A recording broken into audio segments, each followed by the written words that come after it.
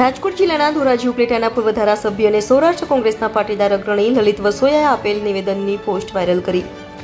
બે પાટીદાર અગ્રણીઓ વચ્ચે એકબીજાની તરફેણ કરી સમાજને નુકસાન ન કરો, પાટીદાર સમાજને નુકસાન થઈ રહ્યું છે, પાટીદાર સમાજની પાઘડી ઉછાળી રહ્યા છીએ, પાટીદાર સમાજની વાત સમાજમાં જ રહેવી જોઈએ। લલિત વસોયા, જે કંઈ લેવા પટેલ સમાજમાં ચાલી રહ્યું છે તેમાં સમાજને નુકસાન કરવાનું કામ ન કરો।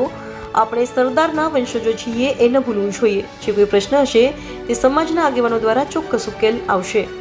Reporter Jagmal Suba, India 24 news, Dhoraji. આપ સૌને સોશિયલ મીડિયાના માધ્યમથી વિનંતી કરવા માટે આવ્યો છું। છેલ્લા 2 દિવસથી જે વિવાદ પાટીદાર સમાજનો ઊભો થયો છે એ વિવાદમાં આપણા સમાજના આગેવાનો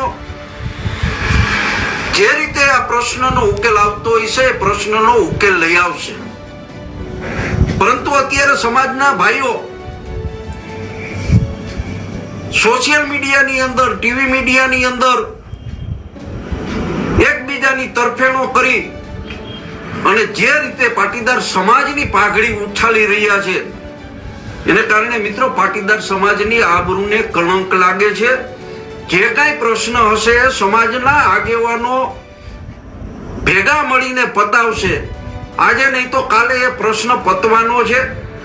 હું કોઈની ફેવર કે કોઈનો વિરોધ નથી કરતો, પણ દરેકને વિનંતી કરું છું, તમે જેના સમર્થક હોય, પરંતુ મહેરબાની કરીને સોશિયલ મીડિયાની અંદર, ટીવી મીડિયાની અંદર આપણા સમાજની આબરૂ ન ઉછાળો।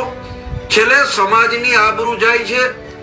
એટલે વિનંતી કરું છું કે કોઈ પણ આગેવાન, કોઈ પણ પાટીદાર સમાજનો દીકરો કે દીકરી સોશિયલ મીડિયાના માધ્યમથી એકબીજાને હલકા પાડવાની કોશિશ ન કરો। જે દિવસે સમાજને જરૂર હશે તે દિવસે બંને આગેવાનો કે જે આગેવાનો વચ્ચે વિવાદ હશે એ સમાજની વચ્ચે આવીને જે કઈ વાત કરવાની હશે એ કરશે અને એનું નિરાકરણ આવશે। એટલે આપ સૌને વિનંતી છે કે પ્લીઝ, આપણે સરદારના વંશજો છીએ અને સરદાર પટેલે કીધું છે કે ઘરની વાત ઘરમાં રાખો। આપણે સરદારના વાક્યને યાદ રાખી આવતીકાલથી સોશિયલ મીડિયાની અંદર, ટીવી મીડિયાની અંદર, પ્રિન્ટ મીડિયાની અંદર કોઈની તરફેણ કર્યા વગર સમાજને બચાવવા માટે, સમાજને એકજૂટ રાખવા માટે આ પ્રવૃત્તિ બંધ કરો એવી હાથ જોડીને વિનંતી કરું છું।